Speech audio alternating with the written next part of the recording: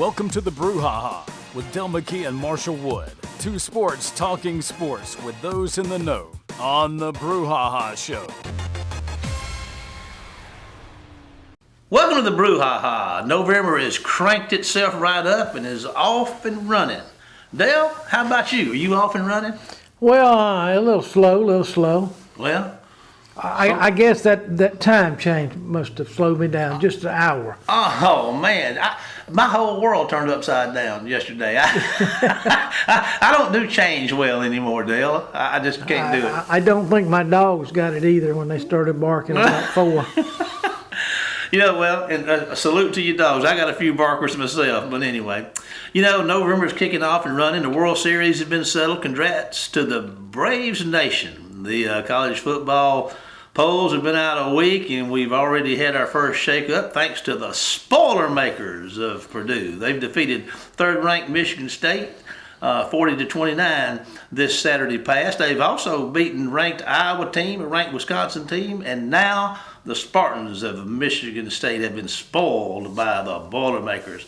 A team that's likely to move into the top 4 tonight, the Buckeyes of Ohio State. Dale, can the Boilermakers do it again? This will be the first time in a new segment on the Brouhaha called Chance or No Chance. When the Boilermakers go against the Ohio State Buckeyes, is there a chance or no chance? They have a chance, but not a very good chance. But boy, they really have been playing well in big games, haven't they?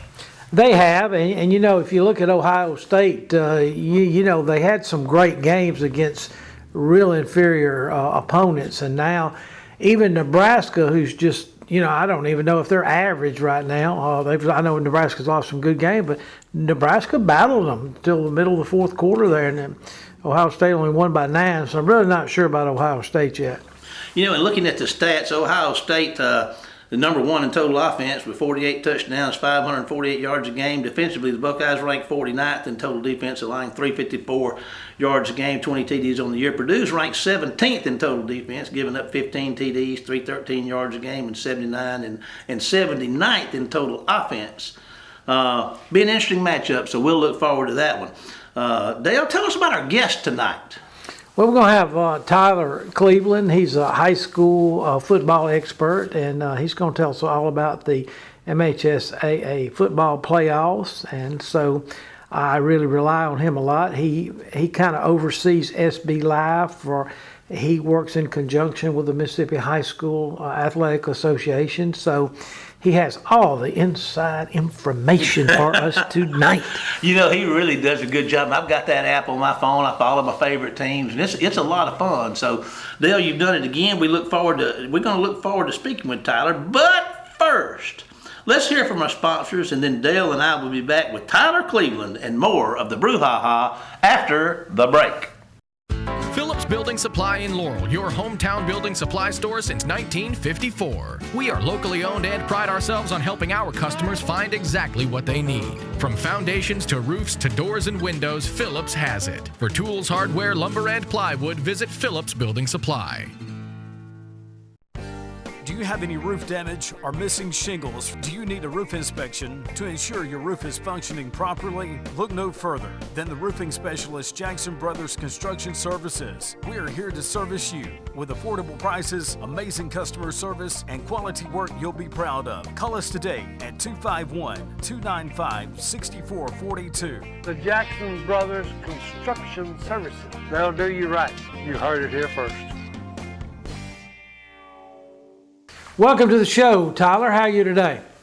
I'm doing great, Dale. Thanks for having me, buddy. Hey, I appreciate you. How's everything with SB Live?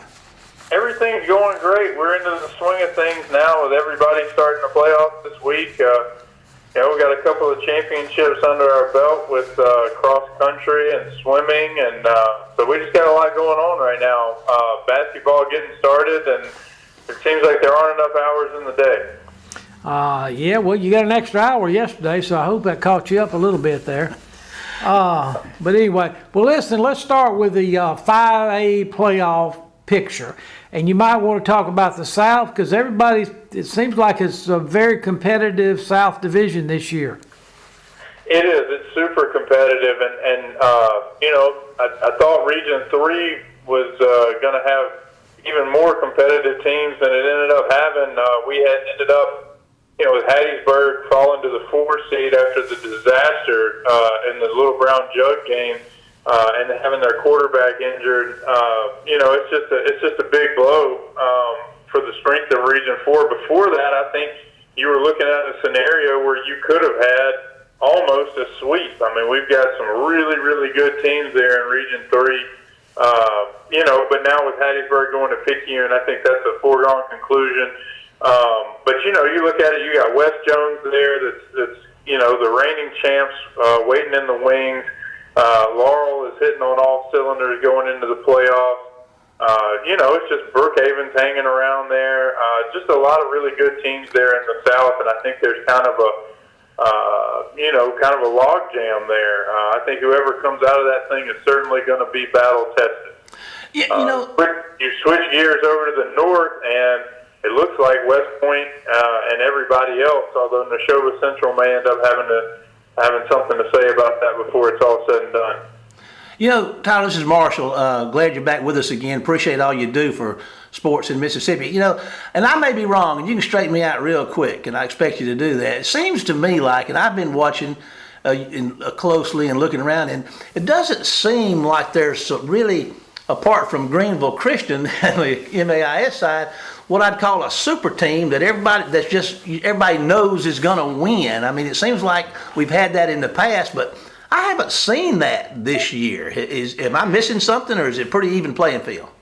It's a pretty even playing field in almost every class in both the North and the South. The only exceptions I would point to, I think Scott Central and 2A North is just really tough. They haven't lost a game. They're 11-0. Their biggest challenge was against Velma Jackson 2 weeks ago in Camden, and they beat them pretty good. And then in 5A North with West Point, I really think the Green Wave are on a revenge tour from last season, and nobody's been able to hang with them yet. Their biggest test came back I think it was October against Lafayette, and they won easily. So outside of those two, though, it is wide open. I mean, you look at 6A, and there are 3 teams in the North and 3 teams in the South that I think could win it all. And I can't remember another year where you could say that. Yeah. Well, listen, you mentioned Scott Central being undefeated. Are there any other undefeated teams going into the playoffs? Not that I'm aware of off the top of my head. I can't think of any. I want to say Neshoba Central is maybe undefeated, but they haven't played anybody they beat Ridgeland and Vicksburg were their 2 biggest wins. So there certainly aren't any tested teams that are undefeated, if I can say it like that.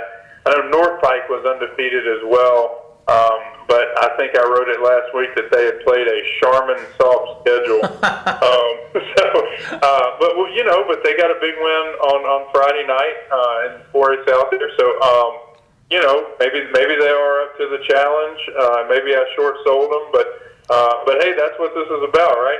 Yes, it is. Well, listen, if you had a prediction to make today, who would you feel like would be in the championship game in Hattiesburg for 5A football? Ooh, man. I swore I was getting out of it. No, wait a minute. Now you only get one. You only get one pick now. Well, I swore I was out of the prediction business, and I'm gonna pencil in West Jones in the North, and then in the South. It's so tough to pick. I would guess at this point, if I had to say in the South, I would say West Jones. Okay. Just because they are the reigning champs, but I think it will come down to them or Picayune. Okay, well, that's kind of what everybody's thinking too, right now. And I think Laurel's a dark horse, and I really believe that Brookhaven, if they can eliminate their turnovers on offense, I think that their athletes on defense that they would have they're one of those dark horses that may come out of nowhere. But anyway, we appreciate that. Okay, now tell us about 6A. A lot of our, Petals and Oak Grove's the closest teams from around here, but what are you looking at like for the top 3 from the North and maybe the top 3 from the South? Well, in 6A, and this is where I spend most of my time, guys, so this is kind of my wheelhouse. 6A is completely up for grabs in the South. You look at Oak Grove, a team that's the reigning champs, that, has won the games it needed to win. The one glaring loss at Brandon is it was tough for them to overcome, but then they come back the next week and just hammer Pearl. Which is it was a huge win for them and set them up to have success in the playoffs. Ocean Springs is another team that I really like. They're undefeated, but you got to be wary of those Region 4 teams when it comes to playoff time. A lot of the folks that I've talked to that have seen Ocean Springs in person say that they are the real deal. They have got, a really good back and a really, really good quarterback. They got some weapons on the outside. The one thing they may run into trouble with is when they run up against a team like Oak Grove or Brandon, they may struggle size-wise up front. Those two teams have got big offensive lines that can push people around. And then, the other team in the South obviously is Brandon. I mean, they won Region 3 outright and, started the season 0-2 and have been a great story since then. They've got a great back named Nate Blunt, who, if you haven't seen him, he's just a sophomore, but he is a little 230-pound bowling ball that nobody seems to be able to tackle. And they're playing pretty salty on defense right now. So those are the three teams in the South: Brandon, Oak Grove, and Ocean Springs. And the North, I'm looking at my favorite to win it up here is Madison Central. They finished the regular season 9-1. Just a really good team, great defense, good stable of backs, good-looking athletic quarterback, Vic Sutton. So they're my favorites to win it. But, man, they're just, I guess, in every other division, there's a couple other teams. Oxford can surprise you, even though Madison Central beat them pretty badly last weekend. Starkville can win any game they're in because they're a shootout. They're built for a track race, and they can score on anybody. Their only loss this season came by 7 points. I mean, it's one of those things where, anybody can beat anybody in the North. I got you. Okay, what about, let's look down at maybe 4A football. Well, in 4A, I mean, I got a chance to see, who was it? I got to see somebody else. I like Poplarville a lot.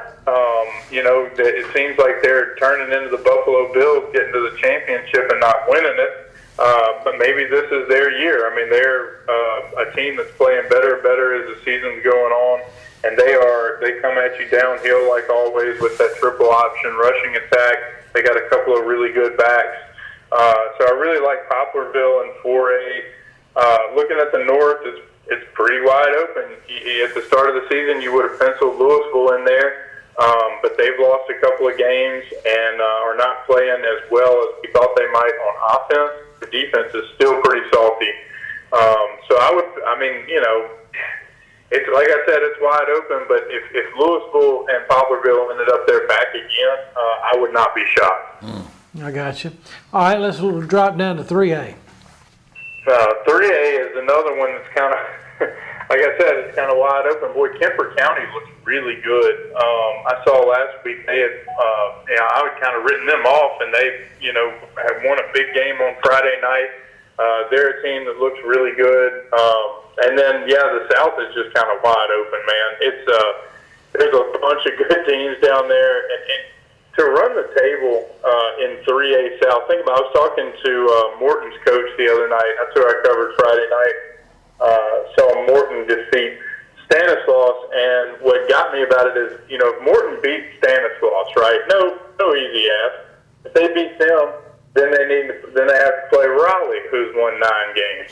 They beat Raleigh, they got to beat Tylertown, who won 10 games in the regular season.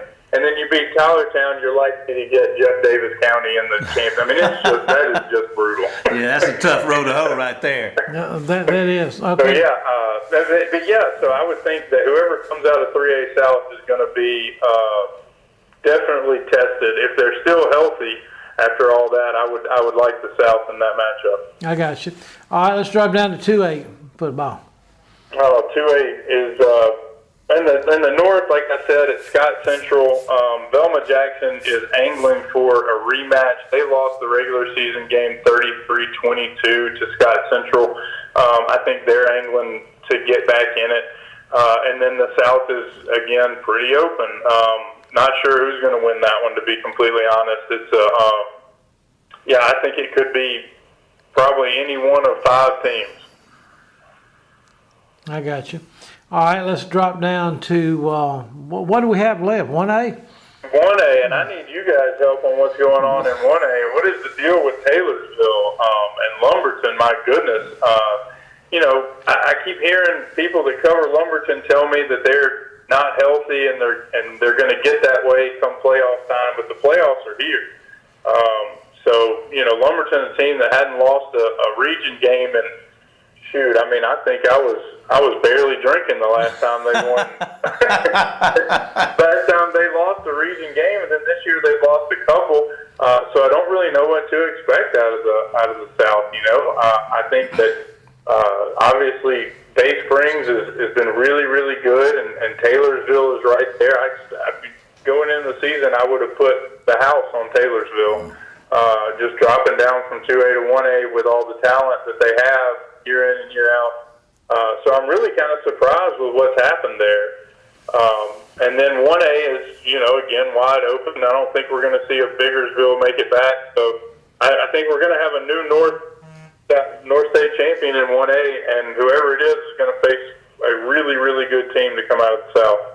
Gotcha. Let me ask you something. Then we may have addressed this already, but the playoffs were originally scheduled to be played in Jackson this year, and due to the prospect of a Jackson State game conflicting there, they're moving them to USM again. Is that correct?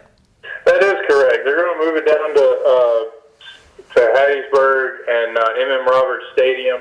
The schedule remains the same, November 4th and 5th, and I think, for me, the M.M. Roberts Stadium is the perfect place to have the high school football championships. It's the right size. Hattiesburg's pretty easy to get to for everybody, and with the exception of anybody who has to drive through Richland and Florence and all that construction. Mm-hmm. Hopefully we'll have that fixed soon. But other than that, I mean, it's a great location for the high school football championship, so I'm really excited to be going down there. But yeah, no, Jackson State has won. They're 8-1, buddy. It is pretty remarkable what they've been able to do in their first full year under Deion Sanders. They've brought in a bunch of transfers and they're winning a bunch of games. And I don't blame the MHSA for kind of overlooking that at first, because Jackson State hasn't sniffed the SWAC championship game in years, let alone hosting it. But a good story for Jackson State, and I don't think you're going to hear anybody complaining about getting to play at Hattiesburg. You talk about, you have injuries and stuff along the way, and they can mess the season up. Well, Jackson State's been 3 games without their coach. Well, they're manning up, making it happen with Coach Prime out of operation, huh? They are, man. They are just a touch above everybody else in their division right now, talent-wise, because they brought in so many transfers from FBS programs. I mean, and not just any FBS programs, like Power 5 programs. They brought in a bunch of good players, and they're just a little bit better than everybody else is right now. So it doesn't surprise me to see them winning. Am I surprised they're 8-1? Absolutely. Yes, sir. Couldn't have dreamed that. If Tony Hughes couldn't turn that thing around, I didn't think it was doable. Right. But with them getting all these transfers, and they're taking the shortcuts that Tony did not want to take, and that's why you're seeing the success they're having. Now, is it sustainable? I have no idea. It seems like when you build a team like that and you take a bunch of transfers, well, you can't have a year where you don't get any. So I hope they're still doing a good job of recruiting the high schools. I'm sure we'll see that come signing day. Yes, sir. Hey, listen, unfortunately our time is up, but we really appreciate you, Tyler, taking some time with us tonight, and we'll be speaking with you down the road again later. Thank you. Looking forward to it, Dale. Thanks, bud. Thanks again, Tyler. We're going to take a break to hear from some of our sponsors, and we'll be back with more Brouhaha after this break. Do you have any roof damage or missing shingles? Do you need a roof inspection to ensure your roof is functioning properly? Look no further than the roofing specialist Jackson Brothers Construction Services. We are here to service you with affordable prices, amazing customer service, and quality work you'll be proud of. Call us today at 251-295-6442. The Jackson Brothers Construction Services. They'll do you right. You heard it here first. Phillips Building Supply in Laurel, your hometown building supply store since 1954. We are locally owned and pride ourselves on helping our customers find exactly what they need. From foundations to roofs to doors and windows, Phillips has it. For tools, hardware, lumber, and plywood, visit Phillips Building Supply. Welcome back, everybody. I tell you what, Tyler does a great job with SB Live, and it sure is an exciting time for high school football this time of year. And what's not to love about the playoffs, Dale, other than losing? Yeah, that's about the only thing, man. What you got a little something on your mind there you want to share with us? Well, I was going to bring out the Charlie Connolly watch list that is overseen by the Mississippi Sports Hall of Fame. And I was just going to tell the folks about who's been nominated by each school. Each school nominates one player. Okay. And so, who do you think Ole Miss nominated? I'd just say Matt Corral. All right, what about Mississippi State? Rogers? Rogers. All right. What about Jackson State? Sanders? Sanders. All right. What about Southern Miss? I'm also on Southern now. I'm going to let you take that one. All right. How about We're having a tough year. Okay. Frank Gore? Oh, Junior. man. The Yeah, junior. Frank Gore Jr. What a dummy I am. There you go. All right. What about Alcorn? Okay. Felix Harper. He was the player of the year last year in the SWAC, and so he's back. Delta State, Dion Dampier. He's a running back. That Dampier name rings a bell. Yeah, that's a Mendenhall name. Yes, So sir. To me Okay. it is. To me it is. I'm not sure where Dion's from. All right, Mississippi College has got Cole Fagan. That sounds like football. That sounds something to the Laurel Fagan. Any kin to Julian, or maybe that may be Julian or one of those Fagan boys? I don't know. You know, where's he? Is that Mississippi College? Yes. Well, the Fagans had a big presence in Mississippi College coming up through the years. They sure did. Yeah. All right, Valley running back is named Caleb Johnson. Bellhaven's got a running back named Brad Foley. And Millsap's got a quarterback named Caleb Thompson. Those are the 8, I guess, maybe semifinalists. And then the media and the fans will narrow it down to, I think the media narrows it down to 3. And then the fans and the media and everybody votes and their percentage like that, and then they come up with a winner. But what was interesting, I asked earlier in the year, Greg Stevenson from Alabama.com, I said, who do you think would have the most passing yards in the year, Matt Corral or Will Rogers? Well, I've kind of got an update on that stat that I asked him. And so Matt Corral has passed for 2,527 yards, 16 touchdowns, and only 2 interceptions. And he's run the ball for 528 yards, which puts him over 3,000 total offense. And That's a lot of yards. And he scored 10 touchdowns on the run, so he's cut up for 26 touchdowns. What's odd about that is that Will Rogers has thrown for 3,300 yards and 23 touchdowns with 8 interceptions. So they're about neck and neck if you add up the total offense. So I would assume those two and maybe the Sanders boy from Jackson State or Felix Harper, those 4 will probably be at least 3 of the finalists for the trophy.